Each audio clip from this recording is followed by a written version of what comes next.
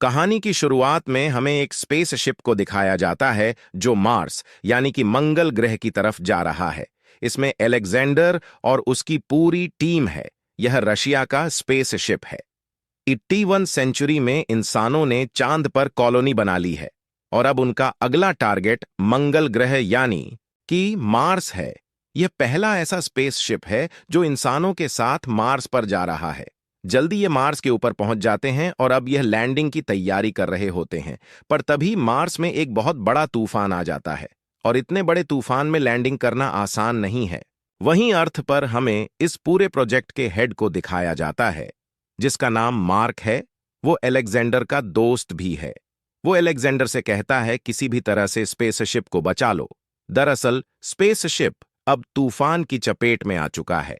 Alexander अपने साथियों को बचाने के लिए अपने स्पेसशिप के उस हिस्से को अलग कर देता है जिसमें वो खुद होता है और दूसरा हिस्सा जिसमें बाकी क्रू मेंबर्स हैं उसमें अर्थ का लोकेशन सेट करके उन्हें अर्थ की तरफ भेज देता है, जिससे सबके सब तो बच जाते हैं।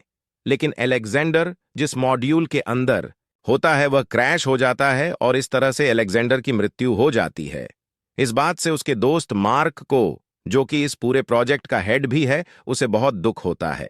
जल्दी वहां पर बहुत सारे न्यूज चैनल्स आ जाते हैं। मार्क सबको बताता है कि स्पेसशिप का वो हिस्सा जिसमें एस्ट्रोनॉट अलेक्जेंडर थे वह क्रैश हो गया, जिसमें उनकी मृत्यु हो गई। वहीं दूसरी तरफ हमें मार्स पर दिखाया जाता है कि एलेग जिस मॉड्यूल के अंदर था वह क्रैश होकर मार्स की एक चट्टान पर अटका हुआ है और इस क्रैश में उसकी जान बच गई। अलेक्जेंडर जल्दी से अर्थ पर कांटेक्ट करता है जहां पर उसका दोस्त मार्क न्यूज चैनल को अपना इंटरव्यू दे रहा होता है और जब अर्थ पर पता चलता है कि मार्क का दोस्त अलेक्जेंडर जिंदा है तो मार्क बहुत ज्यादा खुश हो जाता है। वह जल्दी से मॉनिटर के सामने आता है।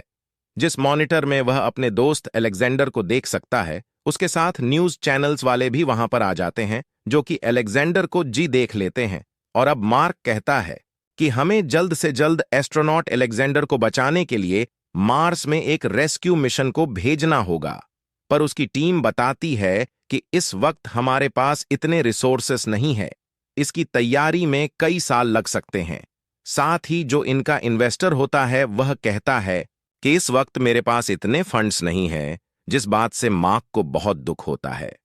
यहां पर बहुत सारे मीडिया वाले प्रेस रिपोर्टर्स हैं, जिनमें से एक मीडिया पर्सन टीवी कॉरपोरेशन के प्रेसिडेंट को कॉल करता और बताता है कि किस तरह से मार्स में एक एस्ट्रोनॉट फंस चुका है। वह कहता है कि हमें इस पर एक रियलिटी शो बनाना चाहिए जो पूरी दुनिया में बहुत फेमस हो जाएगा, जिससे हम बहुत पैसे कमा सकते हैं।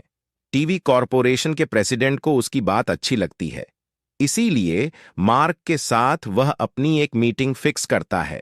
यहां पर टीवी कॉरपोरेशन का प्रेसिडेंट मार्क से कहता है कि हम चाहते हैं कि हम तुम्हारे दोस्त के ऊपर एक रियलिटी शो बनाएं। बस तुम्हारे दोस्त को वहां मार्स से अपने ब्लॉग्स नीचे भेजने होंगे और हम उसके ब्लॉग्स को पूरी दुनिया को दिखाएंगे। यह पहला ऐसा रियलिटी शो होगा जो दूसरे प्लेनेट से कोई जीता जागता इंसान करेगा। मार्क को इस बात पर गुस्सा आता है, लेकिन टीवी प्रेसिडेंट उसे कहता है कि ऐसा करने से हमें बहुत सारे पैसे मिलेंगे, जिन पैसों से तुम अपने दोस्त को बचाकर वापस अर्थ पर ला सकते हो। इसके बाद मार्क अपनी टीम से मिलता है और बताता है कि मैंने टीवी प्रेसिडेंट की डील को एक्सेप्ट कर लिया है। हमें जल्द से जल्द अब तैयारी करनी होगी। उसकी टीम बताती है कि हमें पूरी तैयारी में लगभग 3 साल लग जाएंगे और 3 साल का अरसा बहुत लंबा होता है। इसीलिए अर्थ पर अलेक्जेंडर के लिए एक साइकाइट्रिक को हायर किया जाता है जो उससे बातें करेगी, क्योंकि अकेले रहने की वजह से उसके दिमाग पर गलत असर पड़ सकता है। वहीं अलेक्जेंडर को दिखाया जाता है जो एक छोटे से रोबोट को एक्टिवेट करता है, वहां पर चीजों को स्कैन करना शुरू कर देता है और अब मार्क उसे बताता है कि बहुत जल्दी तुम्हारे ऊपर एक टीवी प्रोग्राम बनाया जाएगा। उससे जो भी पैसे आएंगे उन पैसों से हम तुम्हें बचाकर वापस अर्थ पर ले आएंगे, लेकिन इसमें 2 से 3 साल लगेंगे। जो सुनकर अलेक्जेंडर डिसपेकिन उसके पास अब इंतजार करने के अलावा कोई रास्ता नहीं है। जल्दी टीवी शो शुरू हो जाता है जहां मार्क से सबको बताता है कि वह यहां पर कैसा फील करता है।